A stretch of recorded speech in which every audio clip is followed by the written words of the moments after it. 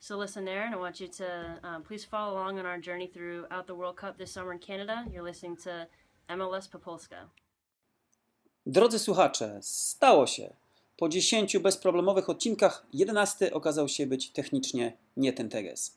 Zawsze z obawą oczekiwałem 13 odcinka, ale w życiu nie przypuszczałem, że zatniemy się na 11.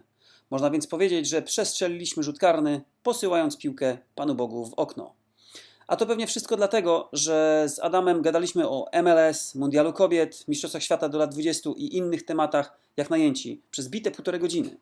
Płyta główna kompa rozgrzana była do białej czerwoności i coś ich tam pękło, tudzież przerwało. My z pewnością nie przerwiemy pracy dla Was i na otarcie łez zapodajemy dziś wersję podcastu mini z 2 wywiadami uczestniczek Mundialu Kobiet.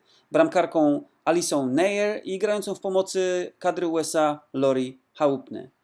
Drugi wywiad to zasługa naszej korespondentki Basi Wojcieszak, którą pozdrawiamy i która debiutuje tym samym w MLS po polsku. Wracając do naszego podcastu, jeśli uda się nam odzyskać nasze wypociny, z pewnością wstawimy je na nasz kanał YouTube, na który proszę zaglądać, bo dziś pojawi się tam fragment meczu NYCFC Houston Dynamo, który nagrałem będąc na murawie Yankee Stadium. W imieniu Adama Kotleszki z lovefootball.pl i swoim własnym www.papatomski.com życzę miłego weekendu z MLS po polsku. Pozdrawiam, do usłyszenia, przeczytania na Twitterze pod hashtagiem MLS.pl. See ya next time. How are you? We're at Alyssą Naeher. Is that how you say your last name? I'm Polish. I'm sorry if I mispronounce it. Yep, Naeher. perfect. Naeher. So first of all, you're from Seymour, Connecticut. Yes. You went to school here in Trumbull. Yes. So you're coming back to your local roots. What does this event, this community event, She Believes, mean to you? It means a lot to me to be able to come back to the place that I grew up in. I mean, I spent the first 18 years of my life literally in this building. So it's really special to come back and see a lot of the same faces, a lot of new faces, and a lot of family around also. So it's been really fun. And you enjoy doing that type of thing, coming back and giving back to community? Yeah, definitely. Absolutely. You've had an exemplary career. You've played 2 sports in high school. You were a starter in college.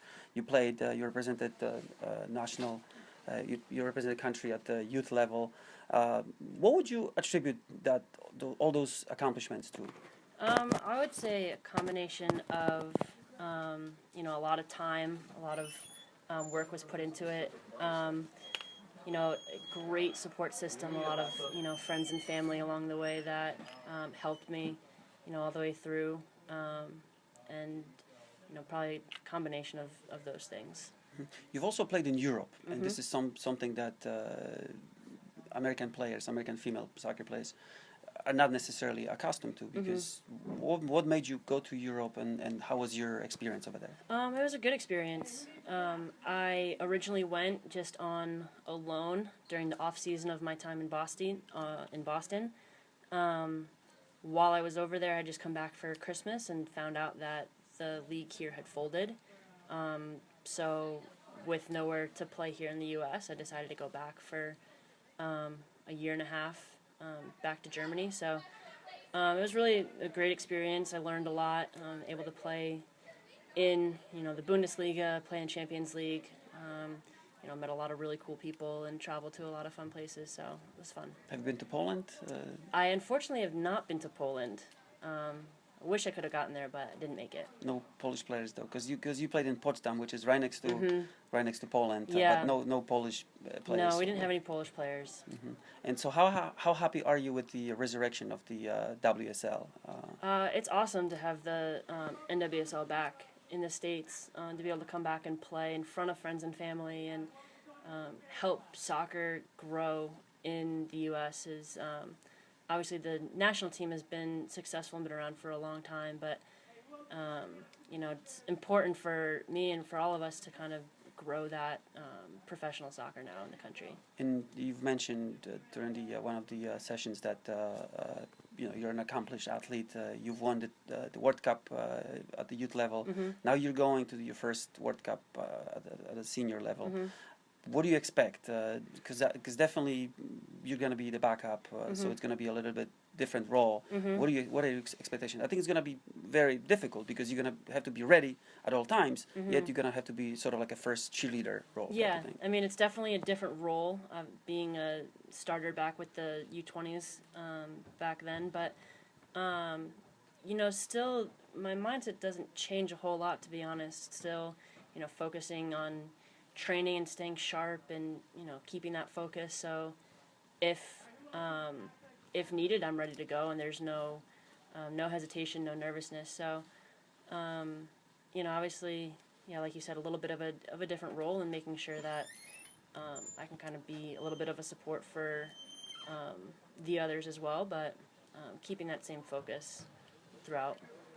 The leitmotif of the meeting is she believes. So you guys are going to Canada with one goal, exactly, win. So is that what you believe in? Absolutely. I think we all have that, all 23 of us, and also, you know, all the coaches and staff as well. I think as a collective unit, we all definitely believe that we can win the whole thing and bring back that gold medal. Speaking of major tournaments, 2 years ago, a Polish U17 team shocked Europe and won the Euro Cup. So that proves that there's a lot of talent in Poland. What's not in Poland, it's soccer infrastructure provided for female players. What would you say to girls, ladies, professional that want to become professional athletes? That they have talent, they have the desire, passion. Would you recommend them coming perhaps to the United States, or sticking it out, or maybe going out of that comfort zone that's there, or perhaps that's not there? Yeah, I would say that you definitely, if it's something that you really want to focus on and it's something that you want to achieve, you are going to potentially have to step outside your comfort zone and maybe go to a different place if you don't have something right in your backyard. So to be able to just be willing to kind of take that risk a little bit and, you know, go somewhere that you maybe wouldn't have thought that you would have went to, but if that's what's going to ultimately lead you to your dream and your goals, then it's worth the risk. Perfect. And at the end, would you mind greeting the listeners, because this is also going to go to a podcast. The podcast name is MLS po Polsku. Okay. We talk about MLS, but NASL, US soccer, everything.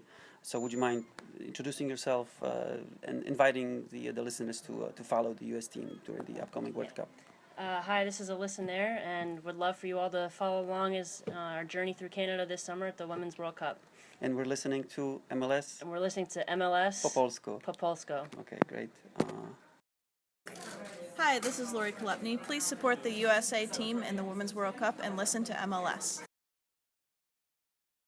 You returned to this team after 5 years. It seems like a good time, right? Can you tell me, did you notice that something changed in this team, like spirit or maybe personality? You know, coming back, I kept saying everything's different, but everything's still the same. Meaning, you know, the personnel is different, the personality of the team is different. You know, you've got different characters, you know, different personalities. But in the end, it's all the same. You know, it's the same goals, the same commitments. You know, everything's really the same. You know, the major things haven't changed. So yeah, I'd say a little bit has changed, but not much really. It was the time when you didn't make it. This team, it was hard for you, or you just keep saying to yourself, "I can do it, and I'm gonna back stronger."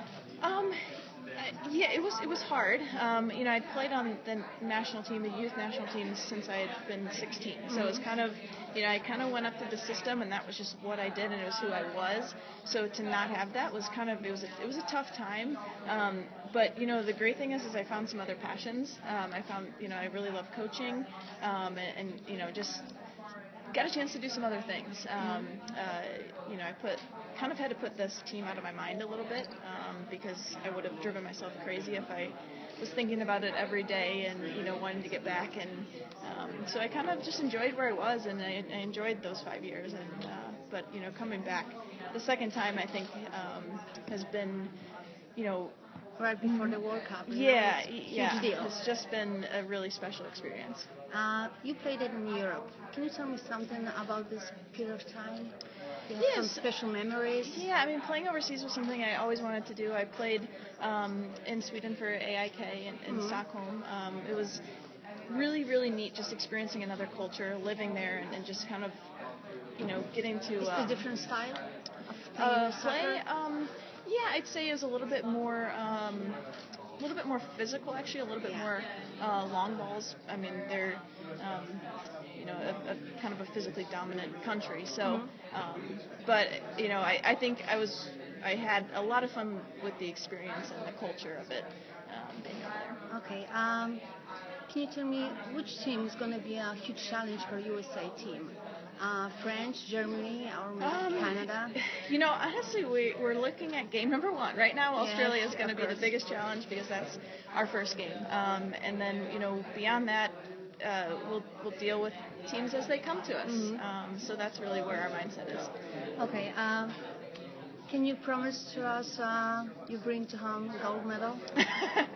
I promise we will do everything in our power. Okay, and last one. Did you notice that your last name is sound a little bit Polish name? Did you? Yeah, I think it's actually Czech. They say Bohemian, from the Bohemian region. I think it's mostly Czech. Okay. Do you know how to pronounce correctly? No. Chalupny? Chalupny. Yes. Yeah. Czyste szaleństwo od morza do Podhala. Od morza do Podhala. Stadion oszalał, pada strzał. Cały nasz kraj wpada w szał. Futbolowy karnawał, bo dla nas to coś więcej niż gra. To dziewczyny pełne wdzięku, 16 nacji starego kontynentu. Polsko-ukraiński czerwiec, flagi, a wśród nich bieli czerwień. Przy kobietach winie śpiewie, nic nie wiem, nic o wojnach, nic o gniewie. Dziś Europa ma jeden głos, takie coś zdarza się ino roz. Zdarza się ino roz. Stadion oszalał. Drodzy słuchacze, przed chwilą wysłuchaliśmy fragmentu utworu Czyste szaleństwo z repertuaru mojego przyjaciela Libera, który, jak przystało na lisa Paula Karnego, uwielbia piłkę nożną i MLS. W 2011 roku towarzyszył mi nawet na meczu gwiazd MLS z Manchesterem United na Red Bull Arena. Czyste szaleństwo to nie tylko kandydat na chęć polskich kibiców na Euro, ale i utwór, który bardzo pasuje do MLS, gdzie stawka jest wyrównana, wyniki nie do przewidzenia, a trybuny pełne ludzi i emocji. Jeżeli chcesz zostać sponsorem jednego lub kilku odcinków MLS po polsku w zamian za promocję podczas podcastu na stronach papatomski.com, lovefootball.pl oraz naszych kanałach na YouTube oraz Facebooku i Twitterze, prosimy o kontakt MLS po polsku @gmail.com. Dodatkowo dla sponsorów specjalnych oferujemy oryginalne gadżety z MLS wraz z podpisami zawodników lub trenerów. Zapraszamy do współpracy.